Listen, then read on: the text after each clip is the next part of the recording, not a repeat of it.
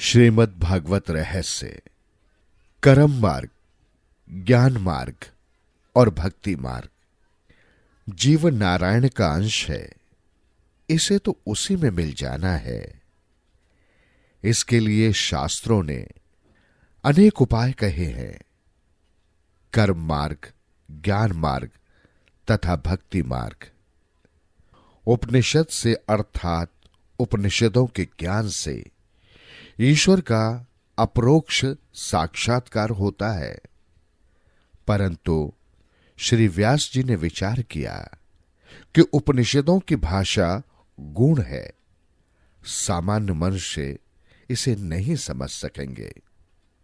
उपनिषदों का ज्ञान है तो दिव्य, परंतु विलासी लोग ऐसे दिव्य ज्ञान का अनुभव नहीं कर सकेंगे। मनुष्यों का जीवन अति विलासी है, इसलिए ज्ञान मार्ग से जीव ईश्वर के पास जा सके यह असंभव है। अति वैराग्य के बिना ज्ञान मार्ग में सफलता नहीं मिलती। ज्ञान की बुनियाद है वैराग्य, और ऐसा अति वैराग्य प्राप्त करना कठिन है। श्री सुखदेव जी महाराज को ऐसा अति वैराग्य प्राप्त हुआ था। जन्म होते ही उन्होंने वन की ओर प्रयाण किया और अपने पिता से कहा कि आप पिता नहीं हैं और मैं पुत्र नहीं हूं। वेद त्याग का उपदेश करते हैं, शास्त्र सब कुछ छोड़ने को कहते हैं। शास्त्र कहते हैं कि काम छोड़ो, क्रोध छोड़ो, परंतु मनुष्य कुछ छोड़ नहीं पाता। जो साधारण पान सुपारी भी नहीं छोड़ सकते, वे भला काम क्रोध लोभ किस प्रकार छोड़ेंगे? वे घर का त्याग किस प्रकार करेंगे?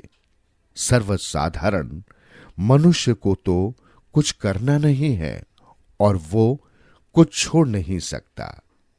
परंतु वेदांत शास्त्र तो कहता है कि सब कुछ छोड़कर सर्वस्व का त्याग करके ईश्वर के पीछे पड़ोगे, तभी तुम ईश्वर को पहचान सकोगे, उनसे मिल सकोगे। सर्व का त्याग, सर्वस्व का त्याग तो साधारण मनुष्य के लिए सुलभ नहीं है। वेद के 4 भाग हैं, संहिता, ब्राह्मण, आरण्यक तथा भाष्य। वेदों की समाप्ति उपनिषदों से होती है, अतः उसे वेदांत कहते हैं। आरण्यक में उपनिषद वाला भाग आता है। जिन ग्रंथों का चिंतन ऋषि करते हैं उन्हें आरण्यक कहते हैं।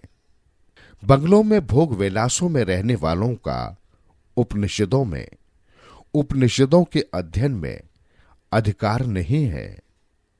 संसार में फंसे जीव उपनिषदों के ज्ञान को पचा नहीं सकते। इन सब बातों का विचार करके भगवान व्यास जी ने श्रीमद् भागवत शास्त्र की रचना की है। उपनिषदों का बताया मार्ग सर्वसाधारण के लिए सुलभ नहीं है। उपनिषदों का तात्पर्य त्याग में है। जो पान सुपारी चाय नहीं छोड़ सकते और 2-4 घंटे कथा में बैठे तो भी नस्वार की डिब्बी छोड़ नहीं सकते, वे काम क्रोध आदि विकारों को कैसे छोड़ सकेंगे? जो काम सुख का उपभोग करते हैं वे योगाभ्यास नहीं कर सकेंगे। भोगी यदि योगी होने जाएगा तो वो रोगी हो जाएगा। इसी तरह ज्ञान मार्ग में जिसका पतन होता है वो नास्तिक बनता है। योग मार्ग में जिसका पतन होता है वो रोगी बनता है, और भक्ति मार्ग में जिसका पतन होता है वो आसक्त बनता है। कलयुगी मनुष्य योगाभ्यास नहीं कर सकता, ज्ञान मार्ग का वो अधिकारी नहीं है। इसलिए इस भागवत शास्त्र की रचना कलयुग में जीवों का उद्धार करने के लिए की गई है। श्रीमद् भागवत में एक नवीन मार्गदर्शन कराया गया है। हम घर बार और धंधा छोड़ सकते हैं, ऐसे कहने वालों को भागवत शास्त्र कहता है। निराश न होना, सब कुछ छोड़कर जंगल में जाने की जरूरत नहीं है। केवल जंगल में जाने से ही आनंद मिलता है, ऐसा नहीं है। जीव जब सब प्रकार की प्रवृत्ति छोड़कर निर्वृत्ति में बैठता है, तब भी मन में प्रवृत्ति के विचार आते हैं। भागवत शास्त्र का आदर्श दिव्य है। गोपियों ने घर नहीं छोड़ा। गोपियां घर का काम करती थी। उन्होंने स्वधर्म का त्याग नहीं किया। वे वन में नहीं गई, फिर भी वे श्री भगवान को प्राप्त कर सकी। भागवत शास्त्र ऐसा मार्गदर्शन करता है कि योगी को जो आनंद समाधि में मिलता है, वही आनंद आप घर में रहते हुए भी प्राप्त कर सकते हैं। घर में रहकर भी आप प्रभु को प्रसन्न कर सकते हैं, उन्हें प्राप्त कर सकते हैं। परंतु आपका प्रत्येक व्यवहार भक्तिमय हो जाना चाहिए। गोपियों का प्रत्येक व्यवहार ही भक्ति में बन गया था। घर में रहकर भी श्री भगवान का दर्शन हो सकता है। गोपियों को घर में भी परमात्मा का दर्शन हुआ। गोपियां यही मानती थी कि जहां हम जाती हैं, हमारा श्री कृष्ण हमारे साथ है। ब्रज में ऐसी गोपियों के दर्शन करके उद्धव जी का ज्ञान गर्व उतर गया था। गोपियों के सत्संग के बाद उद्धव जी कहने लगे, नंद बाबा के ब्रज में रहने वाली इन गोपियों की चरण रज को मैं बारंबार प्रणाम करता हूं और इसे मस्तक पर चढ़ाता हूं। अरे, इन गोपियों ने भगवान श्री कृष्ण की लीला कथाओं के संबंध में जो गुणगान किए हैं, वे तो तीनों लोगों को पवित्र कर रहे हैं और सदा सर्वदा पवित्र रहते रहेंगे। गोपियां सब में श्री भगवान को निहारती हैं। वे कहती हैं, इस वृक्ष में, लता में, फूल में, फल में मुझे मेरा प्रभु दिखता है। मेरा कृष्ण तो मुझे छोड़कर जाता ही नहीं है। गोपियों को घर में ही श्री परमात्मा का साक्षात्कार हुआ।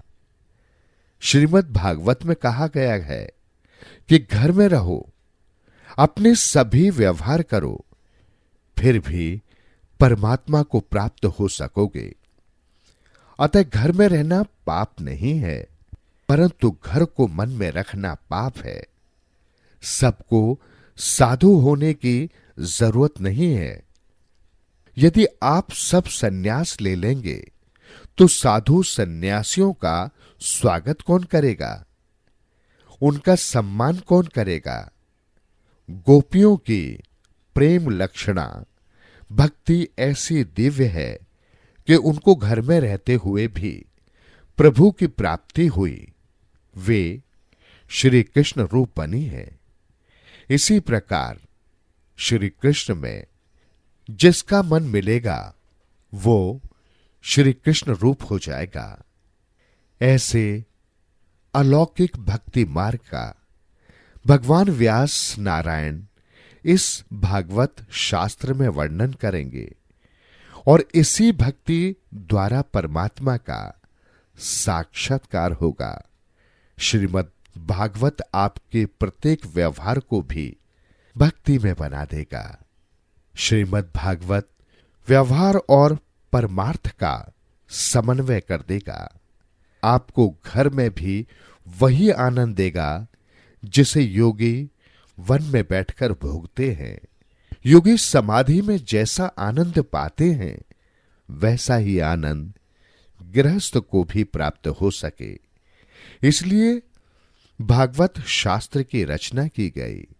संसार के विषय सुखों के प्रति वैराग्य हो और प्रभु के प्रति प्रेम जागे, यही श्री भागवत जी की कथा लीलाओं का उद्देश्य है। भागवत अर्थात भगवान को मिलने मिलाने का साधन, संतों का आश्रय लेने वाला संत बनता है, जबकि भागवत का आश्रय लेने वाला भगवान हो जाता है। भक्ति केवल मंदिरों में नहीं होती, अपितु जहां भी आप बैठ जाएं वहीं हो सकती है। इस भक्ति के लिए कोई देश, स्थान या काल, समय की जरूरत नहीं है। भक्ति तो 24 घंटे करनी है। भक्ति का काल समय और भोग का काल समय ऐसा जो भेद रखता है वो भक्ति नहीं कर सकता। भक्ति सतत करो, निरंतर करो, 24 घंटे ब्रह्मा से संबंध बनाए रखो। हमेशा ध्यान रखो, सदा सावधान रहो कि माया के साथ संबंध न हो जाए। जब वसुदेव जी ने श्री कृष्ण को मस्तक पर पधराया, तब उनका ब्रह्म से संबंध हुआ, जिससे उनके हाथ पैर की बेड़ियां टूट गईं। परंतु योग माया को लेकर जब वे वापस पहुंचे तो फिर बंधन में पड़ गए। वसुदेव जी का ब्रह्म से संबंध तो हुआ, परंतु वे इसको टिकाए न रख सके। भक्त भगवान के साथ खेलते हैं। जीव जो क्रिया करता है, जब वो सब ईश्वर के लिए करता है, तो उसकी प्रत्येक क्रिया भक्ति बन जाती है। भक्ति का विशेष संबंध मन के साथ है, और जिसके मन में भक्ति नहीं होती है, उसे तन से सेवा करने की जरूरत है। मानसिक सेवा श्रेष्ठ है। साधु संत तो मानसिक सेवा में तन्मय रहते हैं। यदि सेवा से ऐसी तन्मयता हो जाए तो जीव कृतार्थ हो जाता है। भक्ति मार्ग की आचार्य गोपियां हैं। उनका आदर्श मन और आंखों के सामने रखो।